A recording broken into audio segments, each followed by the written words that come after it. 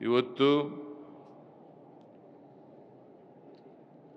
ಗ್ರಂಥಪಾಲಕರ ದಿನಾಚರಣೆ ಅಂಗವಾಗಿ ಗ್ರಂಥಾಲಯ ಮೇಲ್ವಿಚಾರಕರ ರಾಜ್ಯ ಮಟ್ಟದ ಸಮಾವೇಶವನ್ನು ಅತ್ಯಂತ ಸಂತೋಷದಿಂದ ಉದ್ಘಾಟನೆಯನ್ನು ಮಾಡಿದ್ದೇನೆ.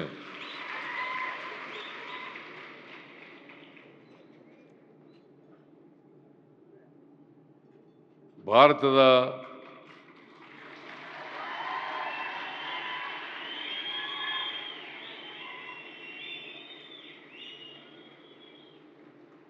ಗ್ರಂಥಾಲಯ ವಿಜ್ಞಾನದ ಪಿತಾಮಹ ಪದ್ಮಶ್ರೀ ಡಾಕ್ಟರ್ ಎಸ್.ಆರ್. ರಂಗನಾಥನ್ ಅವರ ಜನ್ಮದಿನವನ್ನೇ ರಾಷ್ಟ್ರೀಯ ಗ್ರಂಥಪಾಲಕರ ದಿನವೆಂದು ಆಚರಣೆ ಮಾಡ್ತಾ ಇದ್ದೀವಿ.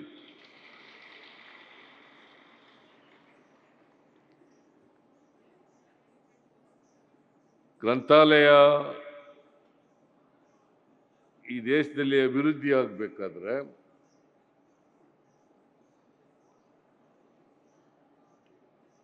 ಗ್ರಂಥಾಲಯ ವಿಜ್ಞಾನಕ್ಕೆ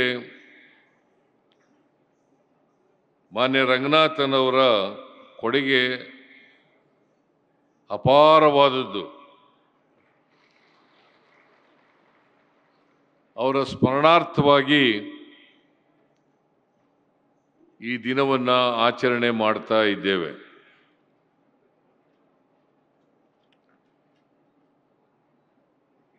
ಪುಸ್ತಕಗಳು ಒಳ್ಳೆಯ ಸ್ನೇಹಿತರಿದ್ದಂತೆ.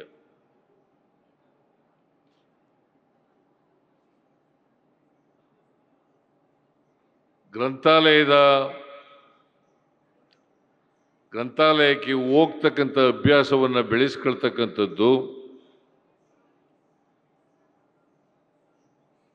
ಬಹಳ ಉತ್ತಮವಾದಂಥ ಅಭ್ಯಾಸ ಅಂತೇಳಿ ನಾನು ಭಾವಿಸ್ಕೊಂಡಿದ್ದೇನೆ.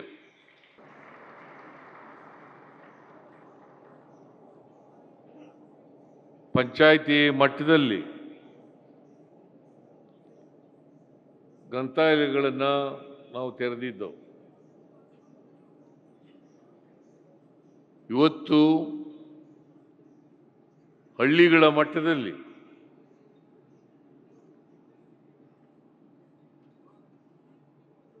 ಆರು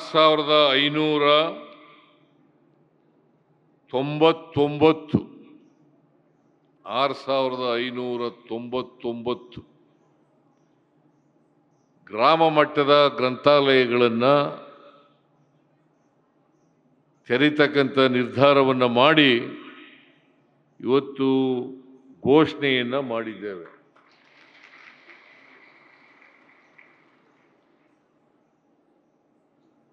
ಇವತ್ತು ಜ್ಞಾನದ ವಿಕಸನ ಆಗಬೇಕಾದ್ರೆ, ಜ್ಞಾನ ಬೆಳವಣಿಗೆ ಆಗಬೇಕಾದ್ರೆ ಬರೀ ಶಾಲೆಯಲ್ಲಿ ಕಲಿತಕ್ಕಂಥದ್ದು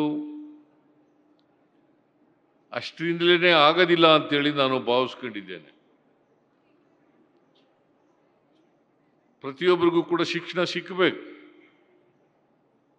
ಇವತ್ತು ಸಮಾಜದಲ್ಲಿ ನಾವು ಅಸಮಾನತೆಯನ್ನು ಕಾಣಬೇಕಾದ್ರೆ ಸಾವಿರಾರು ವರ್ಷಗಳ ಕಾಲ ಅಕ್ಷರ ಸಂಸ್ಕೃತಿಯಿಂದ ವಂಚಿತರಾಗಿದ್ದೋ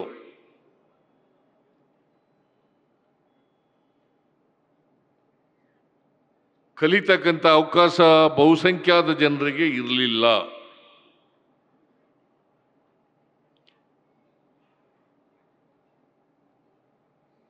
ನಮಗೆ ಸ್ವಾತಂತ್ರ್ಯ ಬಂದ ಮೇಲೆ ಬಾಬಾ ಸಾಹೇಬ್ ಅಂಬೇಡ್ಕರ್ ಅವರು ಈ ದೇಶಕ್ಕೆ ಎಂತಹ ಸಂವಿಧಾನ ಬೇಕು ಅಂತಕ್ಕಂಥದ್ದನ್ನು ರಚನೆ ಮಾಡಿ ಕೊಟ್ಟ ಮೇಲೆ ಎಲ್ಲರಿಗೂ ಶಿಕ್ಷಣ ಪಡೀತಕ್ಕಂಥ ಅವಕಾಶ ಸಿಕ್ಕಿದೆ.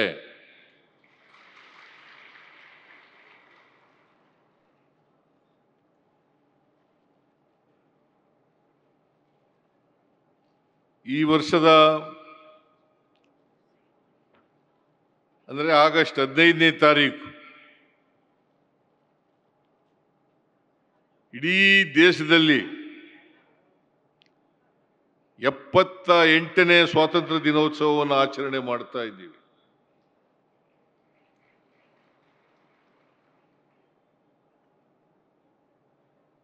ಸ್ವಾತಂತ್ರ್ಯ ಬಂದು ಇಷ್ಟು ವರ್ಷಗಳಾದರೂ ಕೂಡ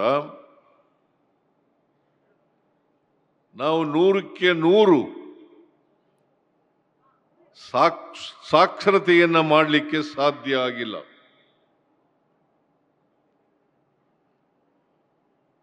ಸುಮಾರು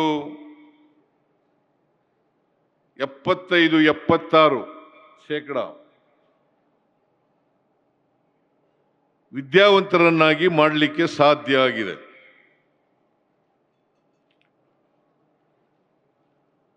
ಇನ್ನು 24-25% ಅವಿದ್ಯಾವಂತರನ್ನ ನಮ್ಮ ಸಮಾಜದಲ್ಲಿ ಕಾಣಲಿಕ್ಕೆ ಸಾಧ್ಯ ಆಗ್ತದೆ. ನಮ್ಮ ಸಮಾಜದಲ್ಲಿ ಅನೇಕ ಮೌಢ್ಯಗಳು ಇದ್ದಾವೆ, ಕಂದಾಚಾರಗಳಿದ್ದಾವೆ. ಈ ಮೌಢ್ಯಗಳು, ಕಂದಾಚಾರಗಳು ದೂರ ಆಗಬೇಕಾದ್ರೆ ವೈಜ್ಞಾನಿಕತೆ ಮತ್ತು ವೈಚಾರಿಕತೆ ಬೆಳಿಬೇಕಾದ್ರೆ ಅದು ಓದಿನಿಂದ ಮಾತ್ರ ಸಾಧ್ಯ ಅಂತಕ್ಕಂಥದನ್ನ ಎಲ್ಲರೂ ಕೂಡ ಅರ್ಥ ಮಾಡ್ಕೋಬೇಕಾಗ್ತದೆ.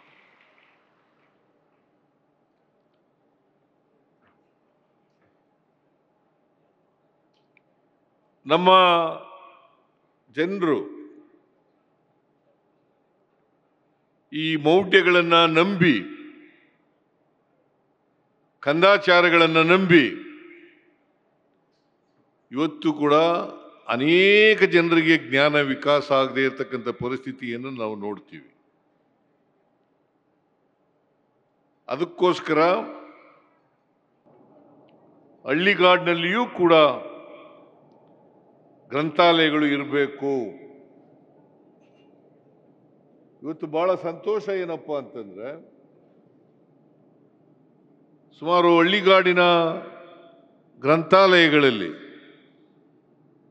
48,57,000ಕ್ಕೂ ಹೆಚ್ಚು ವಿದ್ಯಾರ್ಥಿಗಳು ನೋಂದಣಿ ಆಗಿದ್ದಾರೆ ಅಂತಂದ್ರೆ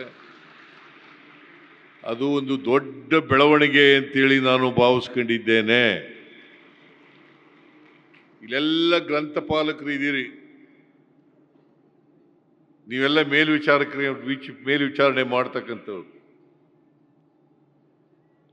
ಪ್ರತಿಯೊಬ್ಬ ಯುವಕ ಯುವತಿ ಗ್ರಂಥಾಲಯಕ್ಕೆ ಬಂದು ತಮ್ಮ ಜ್ಞಾನವನ್ನ ಮೇಲ್ದರ್ಜೆಗೆ ಏರಿಸ್ಕೊಳ್ತಕ್ಕಂಥ, ಜ್ಞಾನವನ್ನ ವಿಸ್ತಾರಗೊಳಿಸ್ಕೊಳ್ತಕ್ಕಂಥ ಪ್ರಯತ್ನವನ್ನ ಮಾಡಬೇಕು. ಆದರೆ ಬಸವಾದಿ ಶರಣರು ಸುಮಾರು 850 ವರ್ಷಗಳ ಹಿಂದೆನೆ ಮೌಢ್ಯಗಳು ತೊಲಗಬೇಕು, ಕಂದಾಚಾರಗಳು ಹೋಗ್ಬೇಕು, ಒಂದು ವೈಚಾರಿಕತೆಯಿಂದ ಕೂಡಿತಕ್ಕಂಥ ಸಮಾಜ ನಿರ್ಮಾಣ ಆಗಬೇಕು ಅಂತಕ್ಕಂಥ ಕನಸನ್ನ ಕಂಡಿದ್ರು ಅಂತಕ್ಕಂಥದನ್ನ ಮರೀಲಿಕ್ಕೆ ಸಾಧ್ಯ ಇಲ್ಲ. ನಮಗೆ ಮನುಷ್ಯತ್ವವನ್ನು ಬೆಳೆಸ್ಕೋಬೇಕು. ಓದೋದು ಅಂತಂದ್ರೆ ಬರೀ ಓದೋದು ಬರೆಯೋದಲ್ಲ, ಜ್ಞಾನ ಪಡ್ಕೊಳ್ಳೋದು ಅಂತಂದ್ರೆ ಓದು ಬರೆಯೋದಲ್ಲ. ಜ್ಞಾನ ಪಡ್ಕೊಳ್ಳೋದು ಅಂತಂದ್ರೆ ನಾವು ಮನುಷ್ಯರಾಗಿ ಬಾಳ್ತಕ್ಕಂಥ ಪ್ರಯತ್ನವನ್ನ ಪ್ರತಿಯೊಬ್ಬರು ಕೂಡ ಮಾಡಬೇಕು.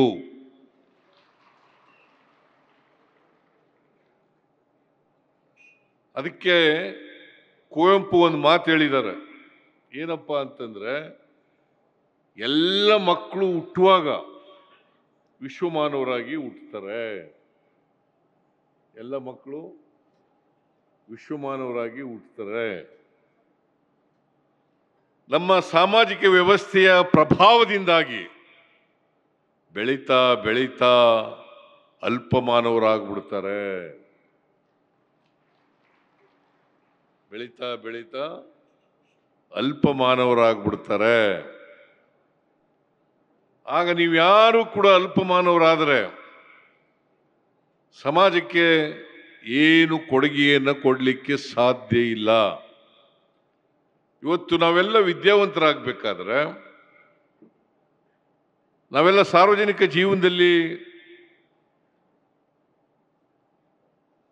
ಇರಬೇಕಾದ್ರೆ ಸಮಾಜದ ಕೊಡುಗೆ ಅಪಾರ.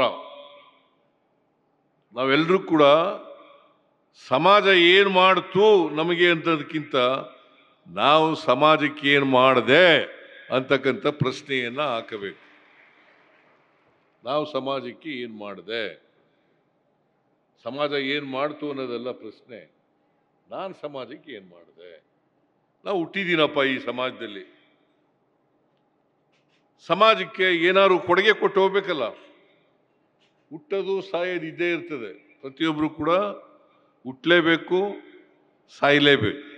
ಅದಕ್ಕೆ ನಾನು ಹೇಳೋದು, ಹುಟ್ಟು ಆಕಸ್ಮಿಕ, ಸಾವು ನಿಶ್ಚಯ ಅಲ್ವಾ? ಈ ಹುಟ್ಟು ಸಾವಿನ ಮಧ್ಯೆ ಇದೆಯಲ್ಲ, ಆ ಜೀವನವನ್ನು ಸಾರ್ಥಕ ಮಾಡ್ತಕ್ಕಂಥ ಪ್ರಯತ್ನವನ್ನು ಮಾಡ್ಕೊಂಡಾಗ ಮಾತ್ರ ನಾವು ಹುಟ್ಟಿದ್ದಕ್ಕೆ ಸಾರ್ಥಕ ಆಗ್ತದೆ ಅಂತಕ್ಕಂಥದ್ದನ್ನು ಅರ್ಥ ಮಾಡ್ಕೋಬೇಕಾಗ್ತದೆ. ಅದಕ್ಕೋಸ್ಕರ ಶಿಕ್ಷಣ, ಓದು, ಈ ಅಭ್ಯಾಸವನ್ನು ಬೆಳೆಸ್ಕೋಬೇಕು. ಓದ್ತಕ್ಕಂಥ ಅಭ್ಯಾಸವನ್ನು ಪ್ರತಿಯೊಬ್ಬರು ಕೂಡ ಬೆಳೆಸ್ಕೊಳ್ಬೇಕು. ಅದಕ್ಕೋಸ್ಕರವಾಗಿ ಹಳ್ಳಿಗಾಡಿನಲ್ಲೂ ಕೂಡ, ಪ್ರತಿ ಹಳ್ಳಿನಲ್ಲೂ ಕೂಡ ಇಂಥ ಒಂದು ಗ್ರಂಥಾಲಯ ಇರಬೇಕು ಅಂತಕ್ಕಂಥದ್ದನ್ನು ಇವತ್ತು ಮಾಡ್ತಾ ಇದ್ದೇವೆ. ಈ ಮೇಲ್ವಿಚಾರಕರಾಗಿ ಸುಮಾರು 6,000 ಜನ ಕೆಲಸ ಮಾಡ್ತಾ ಇದ್ದಾರೆ. 6,000 ಜನ. ನಿಮ್ಮ ಜವಾಬ್ದಾರಿನೂ ಕೂಡ ಜಾಸ್ತಿ ಇದೆ. ಈ ನಿಮ್ಮ ಜವಾಬ್ದಾರಿಯನ್ನು ನಿರ್ವಹಿಸಬೇಕು ಅನ್ನೋ ಕಾರಣಕ್ಕೋಸ್ಕರನೇ ಸರ್ಕಾರ ಇವತ್ತು ಮಿನಿಮಮ್ ವೇಜಸ್ ಆ್ಯಕ್ಟ್ಗೆ ನಿಮ್ಮನ್ನೆಲ್ಲ ಒಳಪಡಿಸ್ತಕ್ಕಂಥ ಪ್ರಯತ್ನವನ್ನು ಮಾಡಿದೆ. ಪ್ರಿಯಾಂಕ್ ಖರ್ಗೆ ಅವರ ನಾಯಕತ್ವದಲ್ಲಿ ನಮ್ಮ ಸರ್ಕಾರ ನಿಮ್ಮೆಲ್ಲರಿಗೂ ಕೂಡ ಮೇಲ್ವಿಚಾರಕರಿಗೆಲ್ಲರಿಗೂ ಕೂಡ ಮಿನಿಮಮ್ ವೇಜಸ್ ಆಕ್ಟ್ ಪ್ರಕಾರ ನಿಮ್ಮ ಸಂಬಳ ಸಿಗಬೇಕು ಅಂತೇಳಿ ಇವತ್ತು ತೀರ್ಮಾನವನ್ನು ಮಾಡಿ ಅದನ್ನು ಈ ಸರ್ಕಾರ ಜಾರಿ ಮಾಡ್ತಕ್ಕಂಥ ಪ್ರಯತ್ನವನ್ನು ಮಾಡಿದ್ದೇವೆ.